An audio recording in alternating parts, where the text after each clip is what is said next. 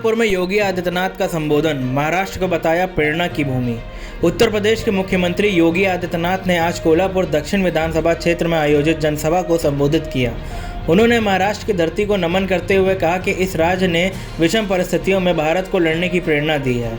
योगी आदित्यनाथ ने छत्रपति शिवाजी महाराज की स्वराज की स्थापना से लेकर पेशवा बाजीराव द्वारा एक राष्ट्र की कल्पना तक महाराष्ट्र के ऐतिहासिक योगदान को रेखांकित किया। उन्होंने कहा कि स्वराज मेरा जन्मसिद्ध अधिकार है का उद्घोष करने वाले लोकमान्य बाल गंगाधर तिलक और सामाजिक समरसता की अलख जगाने वाले महात्मा फुले भी इसी पावन धरती से निकले। उन्होंने महाराष्ट्र की सांस्कृतिक और ऐतिहासिक धरोहर का जिक्र करते हुए कहा कि यह भूमि न केवल भारत की एकता का प्रतीक है बल्कि स्वाभिमान और प्रेरणा का केंद्र भी है। लोकसभा चुनाव में महाराष्ट्र की जनता से मिले समर्थन के लिए उन्होंने आभार व्यक्त किया और कहा, मैं आपका आशीर्वाद लेने आया हूं और धन्यवाद करने आया हूं। योगी आदित्यनाथ ने संबोधन ने जनसभा में उत्साह का संचार किया और स्थानीय संस्कृति के प्रति उनके सम्मान की झलक दिखाई। राष्ट्र प्रस्तावना के लिए लखनऊ से संजीव श्रीवास्तव की रिपोर्ट। महालक्ष्मी की इस पावन धरा को कोटि कोटि नमन करते हुए मैं आप सबका हृदय से अभिनंदन करता हूं। बहनों और भाइयों, महाराष्ट्र की धरती ने विषम परिस्थितियों में भारत को लड़ना सिखाया है। हिंदवी स्वराज के संस्थापक छत्रपति शिवाजी महाराज स्वराज की स्थापना कैसे की जाती है, इसकी प्रेरणा महाराष्ट्र ने दी।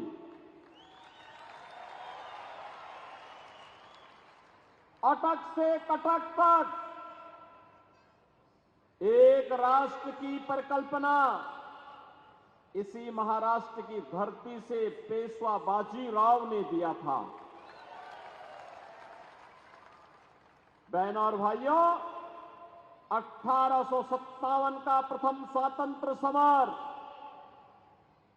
ये आजादी का पहला स्वतंत्र समर है, जिसे कुछ इतिहासज्ञ मात्र क्रांति कहते थे। इसी धरती के सपूत वीर सावरकर ने कहा था कि नहीं, यह देश की आजादी का प्रथम स्वातंत्र है। ये प्रथम स्वातंत्र की संज्ञा देने वाले वीर सावरकर की धरा को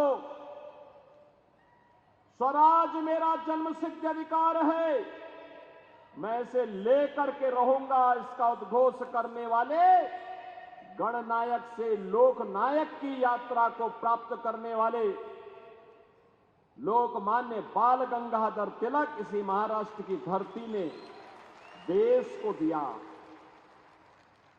और एक विधान सब समान, इसके अनुसार भारत के संविधान के शिल्पी बाबा साहब भीमराव अंबेडकर इसी महाराष्ट्र की देन है।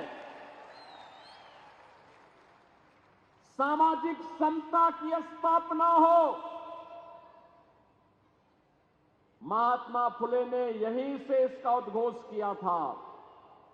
और महिला शिक्षा का प्रचार प्रसार हो, सावित्रीबाई फुले ने इसका उद्घोष इसी धरा से किया था। मैं इस पावन धरा को कोटि कोटि नमन करता हूं और आपका अभिनंदन करता हूं। बहनों और भाइयों, मैं तो आज आपके पास आया हूं कहने के लिए, मैं लोकसभा चुनाव के समय यहां पर धैर्यशील माने के समर्थन के लिए आया था।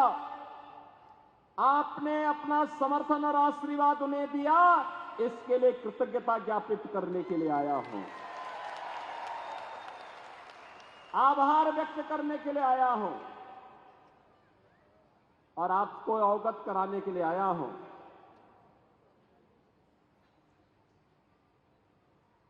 कि महाराष्ट्र के अंदर जो चुनाव वर्तमान में चल रहे हैं, ये चुनाव मात्र सत्ता के लिए नहीं है, यह चुनाव महाराष्ट्र के लिए भी और भारत के लिए भी बहुत मायने रखता है। एक और प्रधानमंत्री मोदी जी के नेतृत्व में